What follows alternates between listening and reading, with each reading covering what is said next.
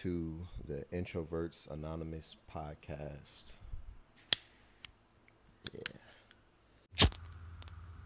So for episode 1, I really ain't had no ideas. I just set up the scene, and I am just going to yap. I'm going to yap. I got some notes I took it from some of my favorite psychological, spiritual type of creators that I follow on like YouTube and TikTok. Got some other things from some books I've been studying, so we could jump right into it. Make sure you took your vitamins for today. For me, oh shit, ashwagandha, right? Not only does ashwagandha have, reduces stress and anxiety, enhances your memory and focus. For me, I just feel like it is a mood balancer. Like, I was on antidepressants at one point in time, and I just feel like more natural stuff like ashwagandha or St. John's wort and things like that, vitamins, typically help me better with the least amount of side effects. So yeah. Oh my god, the only thing I hate about those, there's some big ass pills. Like, what the fuck? For my tea, I got turmeric, ginger, and brown sugar. All right, let it steep for a minute. I know turmeric and ginger, they're part of the same families, but they help with, like, they have antioxidants, inflammation, mood, they kill infections, and a whole list of other things. But that's the tea for today. It's really the tea I drink the most. Yeah. That brown sugar really gets it through. Another thing about ashwagandha, I don't know if any of y'all smoke. I don't even know if I'm allowed to spark up on any of these platforms, but something about it like bonds to the same receptors that this bonds to, and it makes the effects of it like last longer and like makes the effect stronger. So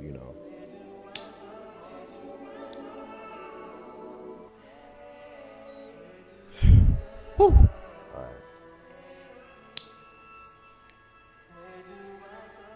This is tobacco, if the feds ask. Yeah. See, it's a pipe, right? Okay. I didn't use the right lighter, but that's okay. So let's go ahead and get started. Oh, I forgot to introduce myself. Shit.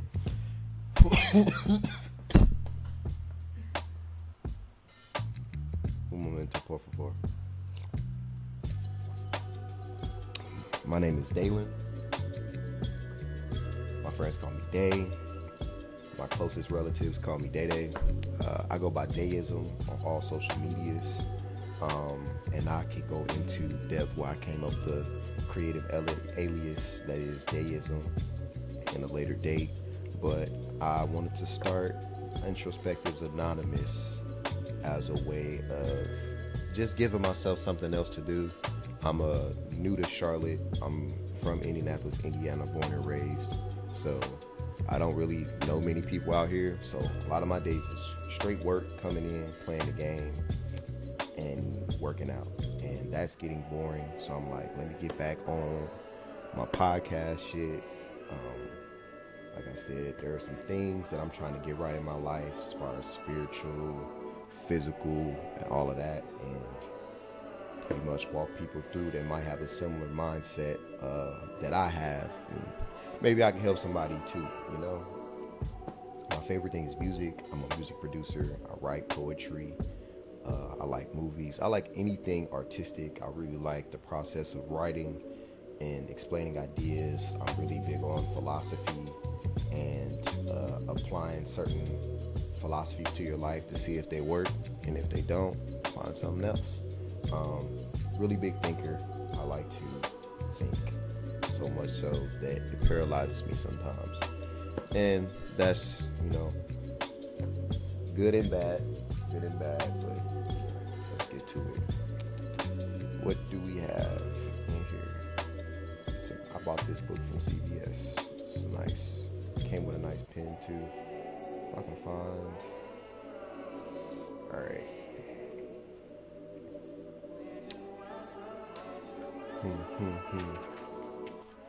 And I want this to be a safe space for everybody of all walks of life. HindzSight. Been watching a lot of HindzSight here lately.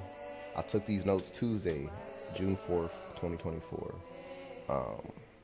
And he had a really dope episode that talked about why as a creative you might be getting in your own way. And I feel like as a creative, I definitely get in my own way nonstop. I have my full setup, instruments, I have my mic. I can get into any creative endeavor that I really want to. I have the space, and I even make enough money to. But I get in my own way a lot of the times and self-sabotage myself a lot of the time. So what we come in, what he points out and what I've even found out in just my own studies and just learning, that a lot of that is due to, can be from trauma stemming from your childhood. The way that, to sum up kind of my notes from that video, right? Whenever we engage with our creativity, we have to look at it like we are engaging with our inner child. Our inner child is the inquisitive mind. Our inner child is not shameful, shouldn't be shameful. Our inner child should want to immerse in new experiences. And those are three things that are kind of imperative for our creativity. We don't want our creativity to be rigid. We don't want our creativity to fall into a pattern, because we will not grow if that's what our creativity falls into. But a lot of times when we engage with our inner child, whatever insecurities that inner child might have, whatever you might have been told as a youngin, sometimes projects onto that inner child. And when we try to engage with our creativity, that's where we start to have the negative self-talk. That's where we will sabotage ourselves, not get projects done we know we're capable of, or we'll get halfway through a project, it might not be going our way, and then that negative self-talk will start to come through and be like, you know what, maybe I can't do this, maybe I'm not as good, maybe I need to go ahead and switch to something else, right? Or maybe we might tell ourselves this is straight up trash.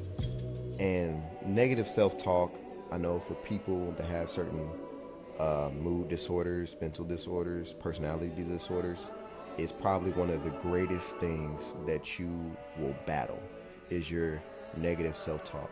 But one thing we have to realize, that our negative self-talk is not us.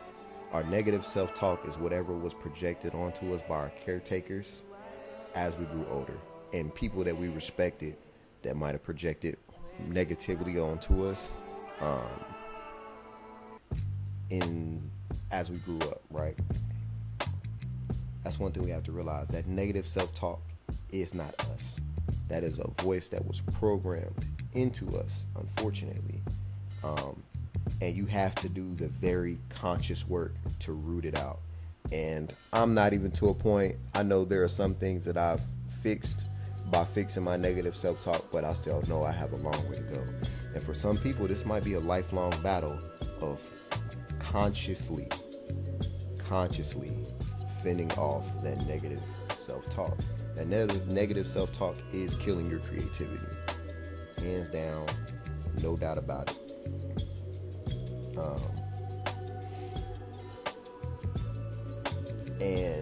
I guess my next bullet point is the excitement for the opportunity, was a quote that I pulled from that video, and I'll link the video wherever I can, or I'll throw up, see if I can stitch it, or if I'm on TikTok, we'll see, right? We want to be excited for the opportunity to create. They say fall in love with the process a lot of the times. A lot of the times we fall in love with the end result of where we see certain people have made it with with their creative endeavors. But you have to fall, we have to fall in love with getting up.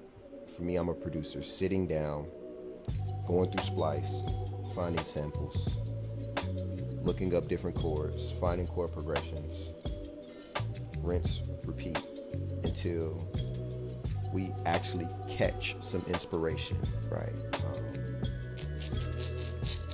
Who's the one dude from Clips? He said something, it was fire. He was just like,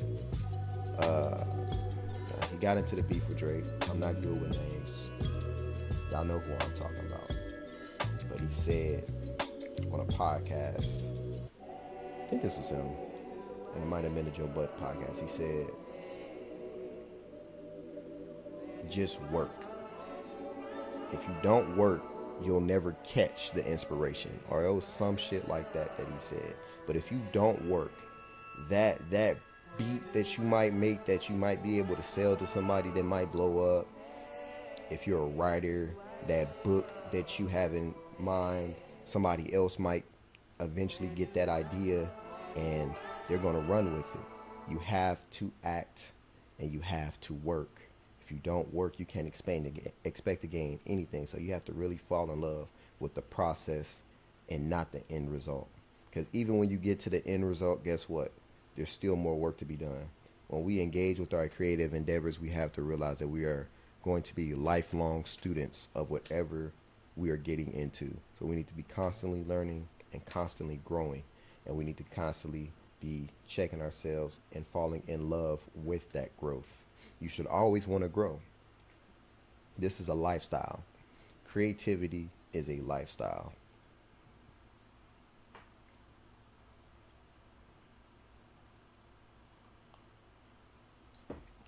Creativity is a lifestyle. Whew. Go on that journey, move towards understanding, are my second and last bullet points for that particular video, which is basically just reiterating what I've already said. Whenever you get that spark of inspiration, act on it right then and there. There's actually so many ideas for books and movies I've had that have literally become actual ideas other people have acted on. And I think Prince said it best, like there's a library of ideas that's in the universe. And as a creative, it's a library that we go in and we check out ideas, just like a library. We check them out, see if we like them, see if we can pull anything from them, make something from it. And if we can't, we put it back. They say nothing's new under the sun. That's the same thing for creativity. And if we look at music in theory, every time we go to put a chord and we make a chord progression, all we're doing is just sampling. We might come up with a melody that's been done so many times. However, we just going to put our own spin on it. When we tap into that library, it's not always for sure that we're going to make something from whatever we check out of that library. But as a creative, we're constantly thinking. So sometimes we'll check into that library, we'll have an epiphany of an idea, right?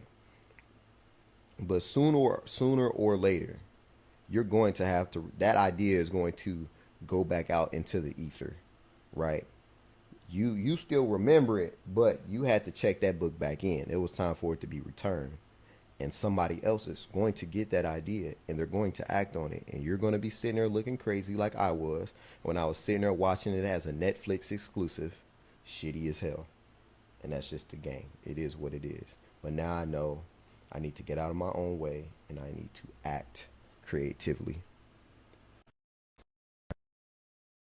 This second segment, one of the creators I was watching was Healthy Gamer GG, right? They are a mental health professional who speaks about a lot of topics that I like, and they kind of merge the scientific with some gaming terminology and stuff. It's just really easy mental health content for me to digest, being that I'm a gamer. So, yep, 1 second. This particular video was about processing emotions, right? As I've gotten older and as I've tried to unlearn certain character and not character, personality traits that I've developed over the years, a lot of it has to do with emotions, right? Um, like I'm a bit of a hothead, can be a bit of a hothead sometimes. Very quick to anger in certain scenarios, right? Um, Never put any person in danger or anything like that. A lot of the times, the anger is reflected on myself, right? Now I've had my moments, but you know, most of the time that anger is reflected back on myself, and then it starts to feed into a negative loop where I'm not learning from whatever experience I had to make me angry. I'm just in a constant state of hurting myself. So processing emotions is something that I've been diving into for a while, and just really, like I said, unlearning certain habits that get in the way of you processing said emotions, right? So the first point that I pulled from the video was humans need brain idle time. And wait a second. Humans need brain idle time to process emotions. So he uses this kind of analogy of how humans way back in the day didn't had so much down idle time, right? If you were sitting there making baskets, or if you were sitting there picking berries, or if you were sitting there fishing or hunting, these are somewhat mundane tasks that you kind of get into a different state of mode to where you can fully think about whatever day, your relationships, and things like that, or you might even have time to talk with people. But apparently, during that time, that is the perfect time for humans to manage our emotions or understand our emotions. But because we live in a society and an era where everything is kind of overstimulating to the human brain, and things we might look at as our idle time is actually just a distraction from the thing we should be focused on, i.e., playing a game. Even going to the gym, although a healthy habit, can be like a symptom of avoidance. Watching TV, binging TV, constantly immersing ourselves in work, even if what we're doing is a positive thing, if we know we have certain mental or spiritual or physical things that we're neglecting, but especially the mental, because we're trying to process our emotions, it is a distraction. So actually being mindful, like some people call it meditation, even if it's just going and sitting out on your porch and just chilling, looking at nature, or finding time while you're washing dishes, or while you're grooming your animals, or watering your plants. Finding that time in those spaces to think, allow your brain to think and sort through the emotions you might have had from a previous traumatic situation, or just the emotions of a stressful previous day. You have to sit and actually let your mind flow. A lot of what I've heard it be called by people that study meditation, the monkey brain. The monkey brain is the brain that we're trying to a lot of the time suppress throughout the day. But and that is just the chatter and the negative self talk, the memories flooding out of nowhere, the intrusive thoughts, the unwanted thoughts, the wanted thoughts. That monkey brain is constantly just trying to talk. And we try to suppress it sometimes. Some people have, a better time doing that than others. But when you sit in the quietness of just a very menial task, or just if you're sitting there yourself meditating or whatever, allow the monkey brain to talk itself out. Just allow it. Allow it to help you sort through those emotions. Whatever it needs to say, allow it to say it. And with your conscious mind and with your experience and using the techniques that you're learning from your therapist or whoever's helping you kind of get a hold of these things that's trusted, use those techniques in the moment to sort through the information that the monkey brain is giving you. Like I said, this is just the way that I've come to an understanding, and it helps for me. But it may not work for everybody. But that was a big thing for me. Yes. One thing, another quote I forgot to say about the previous topic, just to go back around. No, I think I said this. Separate validation from the process. And this can go with what I just talked about and what I talked about in the previous segment. Separate validation from the process. A lot of the times, I think a lot of us don't realize how many of the things we do on a daily basis is to either feel validation or actually try to receive it from someone else, right? And validation is okay. However, we need to remove our egos from that being the only thing that fuels us or fuels our egos, our wants, our desires. That will also in turn help you fall in love with the process of opening yourself up more creatively, or falling more so in the process with emotional processing, right? There was some other notes I took from Healthy Gamer GG that kind of connect with. It was from a different video, but it connects with what I just previously said.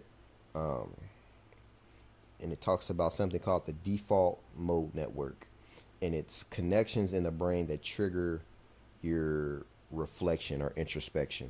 Right now, this is good if you're trying to, handle intense emotions and things like that, or really figure out a situation how it could have played out better when you're trying to learn. However, if I'm not mistaken, don't quote me on this. A lot of this I'm going off memory from the video. People with things like mood disorders, depression, and stuff like that, the default mode network is more active. So they actually need to introspect less, reflect less on certain situations, become it gets to a point to where it's toxic. You're not learning and it's actually your body harming you. And to me, I kind of compare it to like how people have autoimmune diseases. Like your immune system is good for you. That's what it's there for, is to help you fight diseases. But sometimes it just is, it's an overdrive, and it's constantly battling the body that it's supposed to protect. That's kind of the relation that I made with the default mode network. Another note, quote, there's a direct quote that I took from that video was, one-pointedness of the mind correlates with happiness.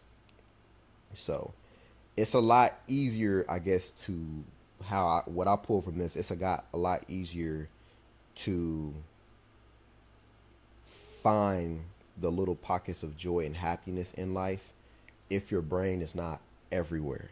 When your brain is everywhere, that default mode network is activated and you're constantly distracting yourself. Your reward system of dopamine and everything is all out of whack. Of course, your brain is going to find way more reasons to be disappointed with your current situation than it will find reasons to be good. So really simplifying and destimulating our brains, and probably going on a dopamine fast or whatever you need to do to kind of level that out will help with that one-pointedness of mind. Because when you're in that, to me, when you're in that one-pointedness of mind, there's clarity, right? Flow state, some people may call it, right? Flow state is something that I've not entered into, I would say, for a very long time. I could say the first time or one of the few times I've ever entered flow state, right? And I'll explain after what it exactly is, was when I was first chair and I was playing violin at a state competition, and I had a couple lead parts. When I was on that stage, that was the first time, or not one of the first times, that I felt truly locked in my own world, and just that one pointedness of mind to do the task at hand and do it at what my potential allowed me to do at the time. Um, see, I used to enter the flow state very commonly when I was wrestling, whether that been in practice or when I was actually competing. But one point in this of mine, that flow state was just allowing everything that I learned in the moment and my body to just do the things that I learned without any interruption from my conscious mind, without any negative self talk. It allowed me to take the certain risk I needed to take and allowed the skill to back it up in that moment. Um, so I would say that flow state. Find that flow state. A lot of surgeons and people that drive race cars and these high performing people with these difficult and dangerous jobs will find that flow state in the heat of the moment to do what they need to do at the best of their ability. So I guess to close this out, I would say find what can ever bring you that flow state. It'll take some time if you've never experienced it before, but I feel like that is a major key when it comes to mastering self and mastering the things that you're trying to conquer.